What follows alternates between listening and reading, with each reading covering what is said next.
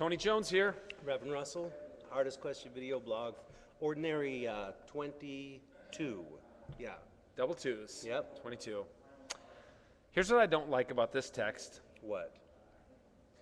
Peter's worrying about the earthly things. Like, Peter's worrying about real things. Right. And I like a Jesus that's holistic. I like a Jesus who isn't, what's that story, what's that line in Uncle Buck when he goes into the principal's office and he flips a quarter to the lady, but before she says, your niece is like flighty minded. Yeah. Like she's dreamy. Yeah. She's thinking about, she needs to put her nose down.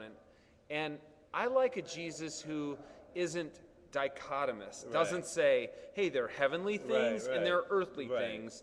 Don't worry about the earthly things, just worry about the heavenly things, because I think that kind of binary thinking is a lot of what's wrong with Christianity. Absolutely. So when Jesus says to Peter's like, dang, like we got to hold this thing together. Things are happening here. Like people are relying on us.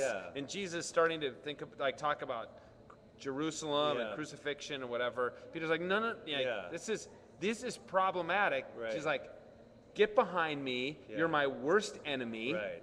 You should be thinking about heavenly things. Right.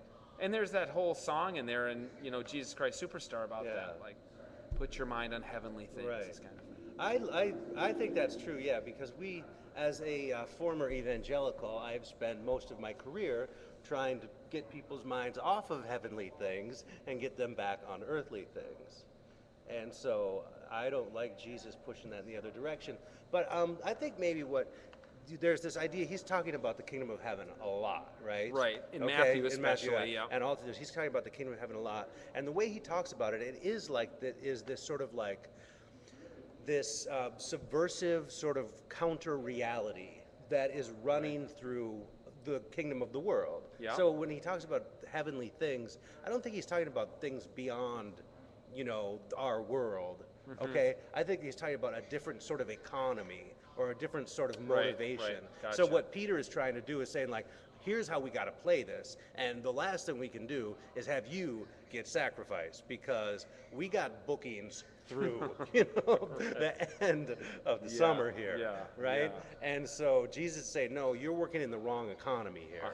Yeah, that's good. That's what how I feel it is. And what do you take? What irks you about this text?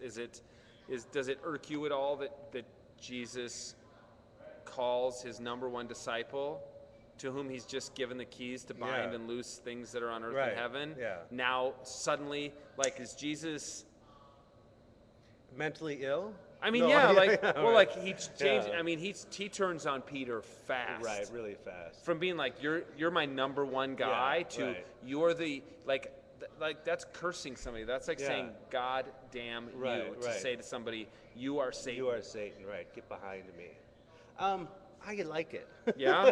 Well, I like it because it seems to me like, in a way, the weight of these words, I don't know what weight they had when they were, I don't know what weight they had. Maybe people just threw around the word Satan. Or maybe it's just like goes to show that this is, again, I go back to people in a real relationship, Like they're just like, they've been on the road together a long time, right? And they know each other really well, and he says, oh, you're the Messiah. And Jesus is like, totally, you totally get it. You totally get it. I could build a whole church on you. I love you, you know? And then here he goes like, no, we got to do this. And he's like, no, you know what? You are so messed up. Yeah. You're the devil. Maybe it's just not that. I think it bespeaks of the full range of emotions in relationship. That's good. I like it. Yeah. And I don't think that this was the first reference to a John Hughes film on the THQ website. No, I don't think it was. Thanks.